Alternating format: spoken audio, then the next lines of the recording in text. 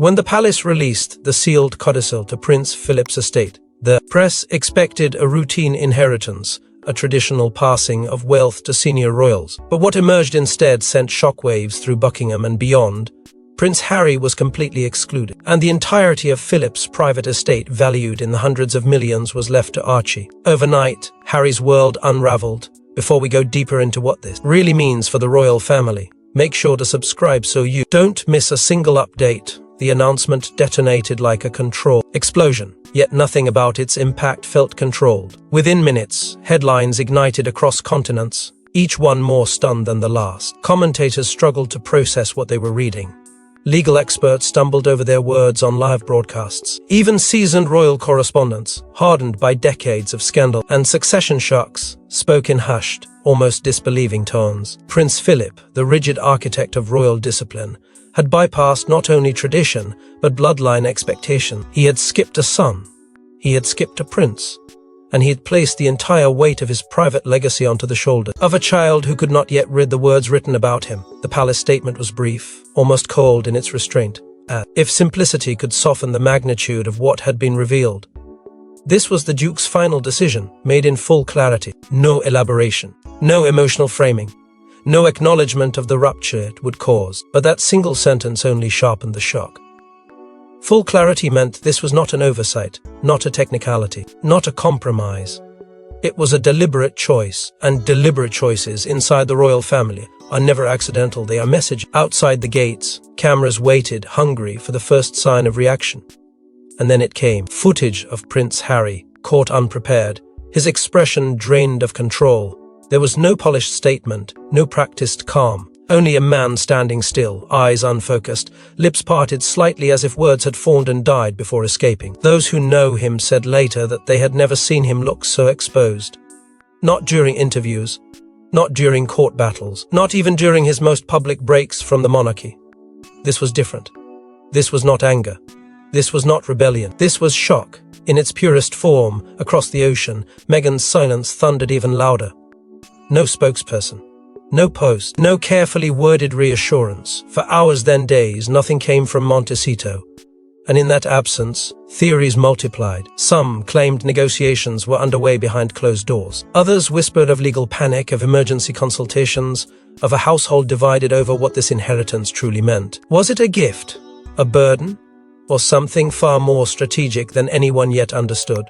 What the world saw was a stunned prince, a silent duchess, and a palace retreating into formality. What it did not yet see were the emotional aftershocks spreading through private rooms, late-night phone calls. That went unanswered, and memories being reopened that many believed had been buried with the Duke himself. Because inheritances in this family are never only about wealth.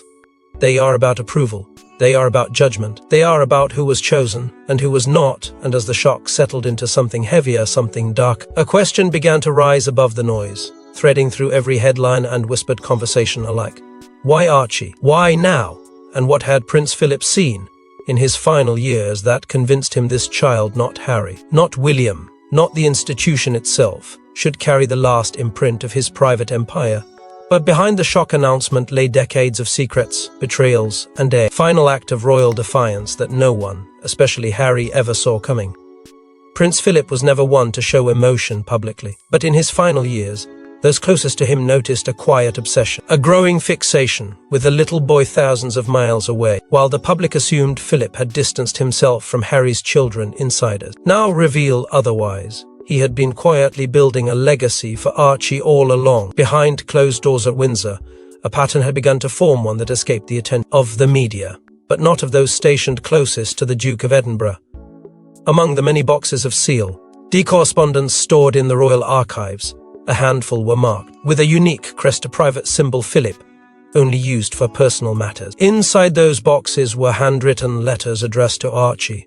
They were not formal, nor were they filled with platitudes. They were intimate, reflective, often conflicted, and above all, hopeful. He spoke of the crown, of duty, of exile, and of the unbearable tension between blood and institution. It was not the voice of a royal speaking to a toddler. It was the voice of a man trying to preserve something fragile in a world he no longer trusted, Those letters were only the beginning. Multiple palace aides have now confirmed what had been long suspected. Prince Philip arranged regular video calls with Archie through carefully selected intermediaries. These were not public calls, nor did they involve fanfare or press. They were private moments, shared between generations, curated in silence. One aide recalled seeing Philip dressed formally for the first video call, insisting the child see him as a grandfather and a statesman both. Over time, the formality faded, but the significance only deepened. He told one confidant he's the only one untouched by scandal, the only one with a clean start. What stunned those within the inner circle wasn't just Philip's affection, but his vision. He referred to Archie not as an exile's son, but as the great equalizer, the one who might someday reunite the dignity of the crown with the humanity. Thank you it had lost. In Archie, Philip saw the possibility of redemption, of legacy reborn without the rot of tradition. Those close to him say it was not mere sentiment, it was strategy. Philip had watched the monarchy fracture from within, and he believed only someone born of two worlds could fuse the broken pieces back together. Yet beneath this growing affection, there was also guilt. A guilt Philip never spoke of publicly, but could not conceal in his final years. It stemmed from Meghan, from the treatment she endured, from the institution's coldness, from his own silence when her cries for help were drowned by protocol. In Archie, he saw the chance to make it right, not for her, perhaps, but for the child caught in the firestorm. That was the heart of the bond. Not just love, but atonement. Not just affection, but intention. And it was this bond, hidden from the press, unknown to most of the family, that would become the cornerstone of the most shocking inheritance decision the royal house had made in decades. As one royal historian put it, Philip gave his legacy not to his grandson, but to his grandson's son. That wasn't a mistake. That was the point. But while Philip's affection for Archie grew, so did the rift with Harry, a rift that would leave permanent scar. The last time Prince Harry and Prince Philip spoke alone, it ended in slammed doors and shattered illusions. Far from the respectful farewell portrayed in official statements, insiders now reveal a heated argument.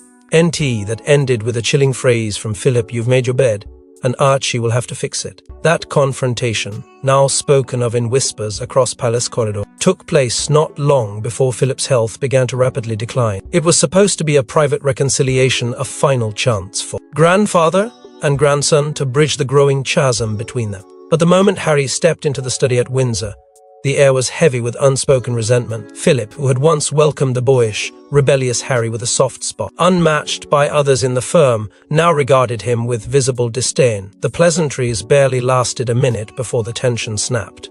It was not just about the interviews or the explosive claims. It was deeper. It was personal. Philip felt Harry had betrayed the code of silence that kept the monarchy's foundation intact. And worse, he believed Harry had walked away from a legacy built through war, duty, and sacrifice. Values Philip had bled for. "You've shamed the uniform," Philip said, voice low but unforgiving. The words hit harder than Harry expected. He had worn that uniform in Afghanistan, had saluted the same flag, had once believed in the same code. But standing before his grandfather, he realized none of that mattered anymore. His pleas for understanding that he had to protect his wife, that the institution had left them defenseless, were met with a steely wall of royal coldness. There was no sympathy in Philip's ES, only judgment. Only the cold reckoning of an old soldier who had never run from duty. No matter the cost, the absence of Meghan at the meeting spoke volumes. Though unspoken, both men felt the void her presence would have created. Whether she was uninvited or chose not to attend, the decision underscored just how deep the fracture had become. What should have been a moment of unity spiraled into an irreparable split. One royal aide, positioned just outside the corridor, later described the sound of muffled shouting and the unmistakable crash of a chair being shoved back. And when Harry exited, face flushed, jaw clenched, there was no goodbye, no embrace, just silence and the unmistakable weight of something final. In the hours that followed, Philip was seen pacing the halls of Windsor alone, refusing assistance, demanding privacy. That night, according to palace insiders, he wrote the final adjustment to his estate, an addendum made in longhand, countersigned only by his most trusted legal advisor. It was then, many believe, that he made the decision to leave everything to Archie and nothing to Harry. Not out of spite, but out of a belief that Harry had chosen his own path, and that only the next generation, untainted, untouched, could carry forward what the crown had failed to preserve. It was not just a rejection. It was a transfer of burden, of responsibility, of expectation. Philip's final confrontation with Harry was not meant to punish the man he once adored. It w as a declaration that the future now belonged to someone else. Someone smaller, someone not yet aware of the storm waiting for him. And yet, the estate wasn't the only secret Philip left behind. Hidden documents, buried clauses, and long-buried truths would soon emerge. Just days after the will was read, lawyers uncovered a hidden clause buried in an addendum Prince Philip penned by hand. It clarified that Archie would receive the inheritance in trust, but Meghan was to have no control. What did this clause truly mean? And what did it say about Philip's final views? What began as a seismic shock over Archie's sudden inheritance now deepened into a darker mystery. The hidden clause, cloaked in dense legal language and tucked into a handwritten footnote, stunned even seasoned estate lawyers. It stated that the inheritance would be administered by Crown-appointed trustee, with no influence from external parties of non-royal designation. Meghan's name was not directly mentioned, but the implication was unmistakable and brutal.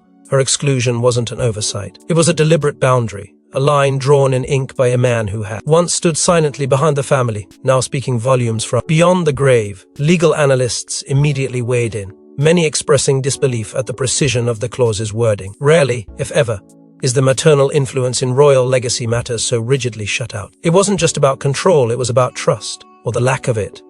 Philip, in what now appears to be his final strategic act, severed Meghan from the management of the wealth passed on to Archie. The implication was damning.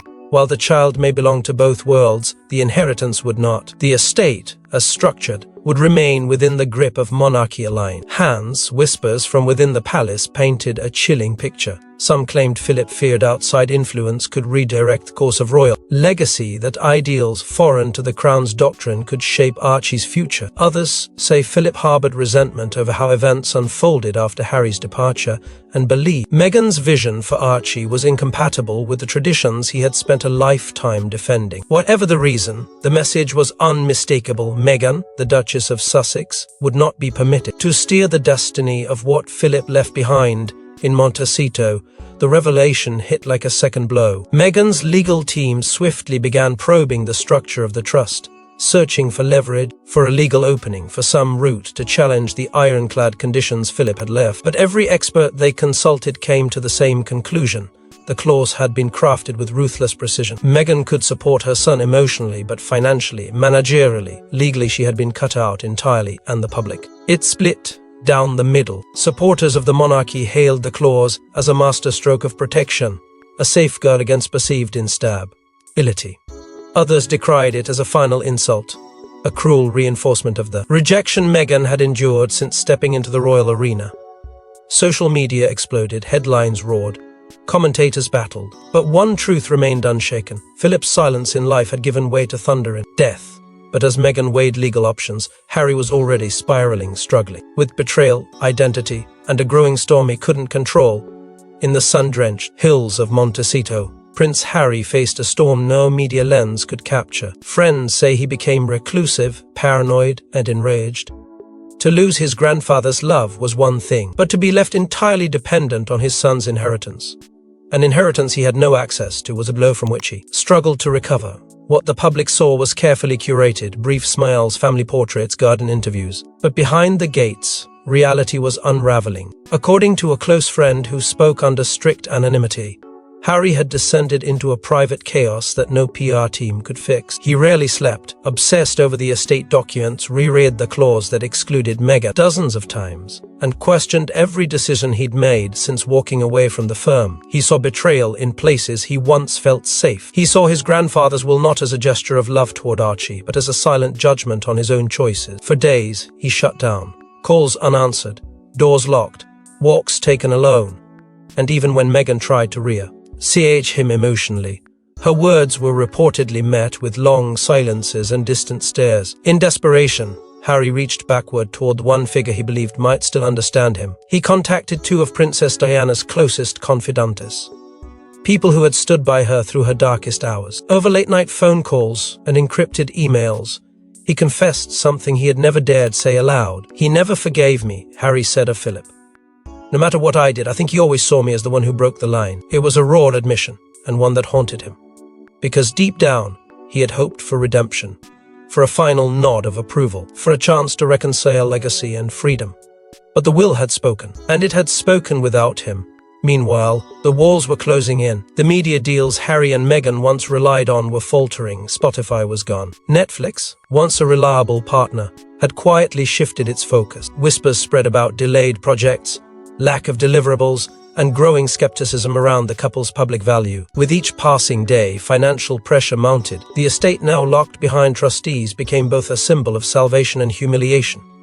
It was his son's inheritance, yes, but Harry couldn't touch it, couldn't steer it, couldn't even protect it. And that helplessness ignited new tensions between him and Meghan. Arguments turned quiet, then sharp, then cold. Sources close to the couple say the estate's structure had created an invisible divide. Meghan, sidelined legally, felt stripped of agency. Harry, cut off emotionally, felt adrift. At one point, it's rumored that Harry seriously considered flying to London, unannounced, without Meghan, to confront his father and demand answers. Whether it was an impulse or a plan, no one knows, but the intent revealed just how close to the edge he was. He had left the palace to escape its chains. Now he found himself shackled by a legacy he never anticipated, one that passed through him entirely and landed in the lap of a child too young to know the burden he'd inherited. But he wasn't the only one shaken. Inside palace walls, a quiet war was brewing over control of Archie's fortune and the next heir who might rise. While Harry mourned across the ocean, King Charles maintained an eerie silence, offering no public or private response. But what the cameras missed was far more telling. Prince William made a late-night, unannounced visit to Windsor Castle. What did he discover in Philip's private study? The monarchy had been shaken to its core, yet the man now wearing the crown chose to say nothing. Charles's silence wasn't accidental, it was calculated, deliberate, and icy. When questioned by aides, advisors, and even senior royals, he repeated the same chilling phrase, "The will is not mine to comment on." In those words lay not just distance, but a warning. He would not defend it, he would not condemn it. He would not be drawn into the chaos now threatening consume his younger son. To those closest to him, it was clear Charles had closed the door on Harry long before Philip ever did, but behind that silence, another storm was quietly forming. Just 3 nights after the will's public reading, Windsor Castle saw the arrival of an unexpected guest. Prince William, alone, entered through the east gate long past midnight. No motorcade, no entourage, only one discreet vehicle, and a whispered entry logged in the royal security records. What he was there to find, no one was told. But what he found has since become one of the most guarded whispers inside royal walls. Guards later leaked that William spent hours in Philip's personal library, an off-limits room known to house decades of private correspondence, handwritten notes, and locked drawers even the Queen never fully catalogued. It was in one of those drawers, reportedly marked by Philip's own initials, that William discovered a second envelope.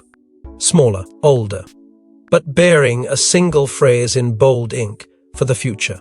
Sources suggest it wasn't addressed to anyone specifically, but the content inside pointed clearly to the next generation, and more specifically, to Charlotte and Louis. Inside, there were rumored references to a parallel trust, one that would activate only upon certain conditions that now appeared to be met. Philip, it seemed, had not placed all his bets on Archie alone. He had created options, escape routes, fallback plans, and this one appeared to involve William's children directly. It wasn't just a financial move. It was a strategic counterbalance, a way to preserve royal continuity across multiple bloodlines. Regardless of what Harry chose, upon leaving Windsor, William spoke just once to a lone aide. His words were brief, but thunderous in their implications. This changed everything. What he meant by that remains locked behind palace lips. But those 5 words ignited a wave of speculation. Did William intend to challenge Archie's inheritance? Did he believe the monarchy needed reshaping from within? Or had he simply seen something that confirmed what he always feared, that his family's survival would depend on far more than blood or titles? What became clear in the days that followed was this: a new game had begun. Quiet, ruthless, and operating beneath the gilded surfaces of protocol and ceremony. While Harry unraveled in California, William was mapping out a future forged in secrecy. But if William believed he now held the key to the monarchy's future, he hadn't reckoned with the last bombshell the will would deliver. Following the estate bombshell, the Royal Council convened in a secret emergency session, the kind not seen since Edward VIII's abdication. The question on the table: Should Archie be recognized as a future pillar of the monarchy, or cut off completely despite the inheritance? The vote would divide the family forever. Balmoral Castle, typically a haven of privacy and tradition, became the epicenter of crisis. A royal summons went out to only the most senior blood royals and trusted advisors. Press briefings, no official agendas, just a coded directive to assemble immediately. The mood was tense, urgent, and unrelenting. There had been whispers that something like this might happen if the estate's detail ever saw daylight, but few believed it would come this fast or this ruthlessly. The question wasn't just about Archie. It was about legacy, identity, and whether the monarchy could afford to embrace a future it hadn't chosen. Inside the council chamber, old alliances fractured fast. Princess Anne, ever the stalwart protector of tradition, shocked many with her passionate defense of Archie's symbolic inclusion. "We can't erase him because we don't like how he arrived," she reportedly said, her voice cold but steady. Blood is blood. Legacy doesn't vanish across the Atlantic. Prince Edward, cautious and calculated, disagreed. To him, recognition without proximity was dangerous. A child raised outside the institution, influenced by values alien to the crown, posed a long-term risk. Symbolism means nothing if it becomes uncontrollable, he warned, and then came Camilla. Her words were brief but brutal. Blood means nothing without loyalty, she declared, casting her vote against recognition. It was a chilling stance from someone who had once fought to be accepted by the same royal machine. Her comment silenced the room and reignited a painful debate: what truly makes someone royal, birthright or allegiance? Behind closed doors, aides and strategists scrambled. Some argued Archie was the key to modernizing the monarchy, a bridge between the old world and the one they could no longer ignore. Others feared that including him even symbolically would set a precedent that threatened the institution's control over its image, its assets, and its power. Every argument came back to one truth: Prince Philip had thrown them into uncharted territory, and now they were scrambling to redraw the map. When the vote came, it was razor-thin. 4 in favor of symbolic recognition, 3 against. But the approval came with one chilling condition: Archie could only be recognized as a royal heir if he was raised within the United Kingdom, under the guidance of the crown. It was a verdict wrapped in compromise, but laced with an unmistakable ultimatum: come home or be erased. No trust fund, no clause, no gesture could override the expectation that royalty must be lived, not just inherited. The fam early left Balmoral that night fractured, uncertain, and more divided than ever before. For some, the vote was a victory. For others, a betrayal. And all knew one thing with certainty: this was no longer about Archie's inheritance. It was about who he would become, and under whose roof that becoming would unfold. Now, the weight of the past and future rested in the hands of a child, and Meghan's decision would tip the scales. Meghan had remained silent until now. In a calculated interview broadcast globally, she dropped a strategic bombshell: Archie would never return to Britain, and she had begun forming an independent trust, using Philip's inheritance. Her words sent the palace into panic mode and stunned Harry himself. The world watched as Meghan re-entered the global spotlight, not as a victim, but as a strategist. With poise and precision, she sat across from a trusted media figure in a setting eerily reminiscent of her first explosive interview, but this time, the stakes were even higher.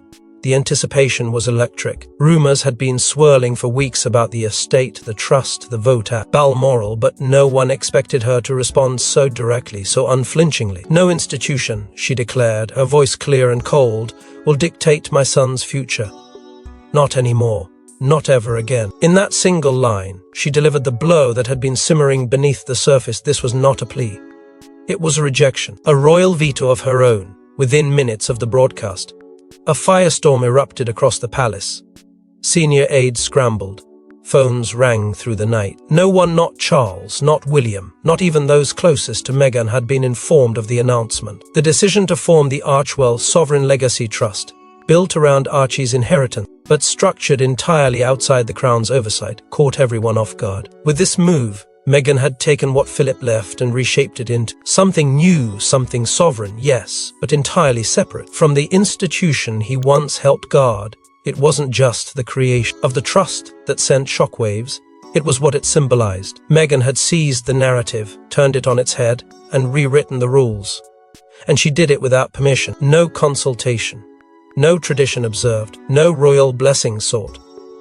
For the monarchy, it was an act of rebellion. For her supporters, it was the ultimate declaration of independence. But the most telling moment came not from Meghan but from Harry. During the live airing of the interview, Cameras caught him watching from the side, his expression fractured between pride and panic. Insiders say he hadn't been fully briefed on the details beforehand. As Meghan laid out their son's future, his face revealed something the public rarely sees: shock, perhaps even fear. The man who once walked away from the crown now found himself standing between two legacies, one inherited by blood, the other claimed by choice.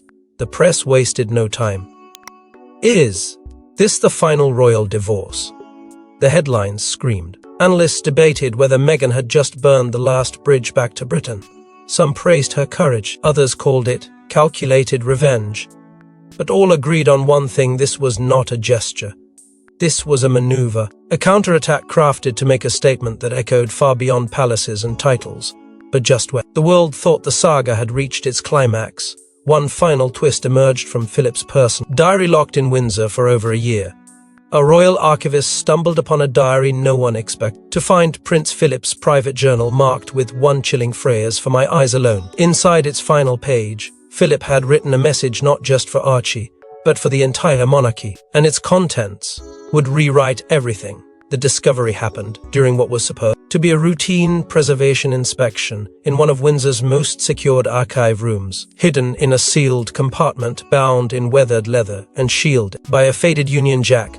The journal had been untouched for years. The final page, neatly folded and marked by Philip's own crest, carried words so direct, so disarmingly human, that those who read it reportedly wept in silence. To the one born of two worlds make them one. With that single line, Philip revealed what no public statement ever had: a desire not to defend the monarchy as it was, but to see it reborn into something greater. Philip's words were not just sentimental, they were confession. He spoke of Harry's rebellion not with bitterness, but with a recognition of wounds passed from generation to generation. Of Charles, he wrote with restrained disappointment, lamenting a future shaped by hesitation and diplomacy rather than conviction. And of Archie, he wrote with hope, unfiltered, unshaken hope. In that child, he saw a rare convergence of heritage and change, a bridge between legacy and reinvention. A symbol that the crown might evolve not through its traditions but through its contradictions. But it was the final line that left the deepest impact: "I leave my legacy to the boy. Let him choose his crown." There was no decree, no command, just an invitation, a challenge, a moment of truth wrapped in trust. It wasn't about titles or roles, it was about choice. And in those words, Philip gave Archie something no other royal had ever received: freedom. Within the framework of history, the Crown's response was predictably muted. A single statement was issued: "The record shall remain intact. No further comment will be made." But inside palace walls, the message hit like thunder. Philip had spoken from beyond the grave, not to restore order, but to break it gently. Forever, as storm clouds loom over the House of Windsor, the legacy of PR. Prince Philip now rests on the shoulders of a boy who never asked for the crown, but may soon be called to wear it. Thanks for watching. Please don't forget to like and subscribe, and we will see you in next one.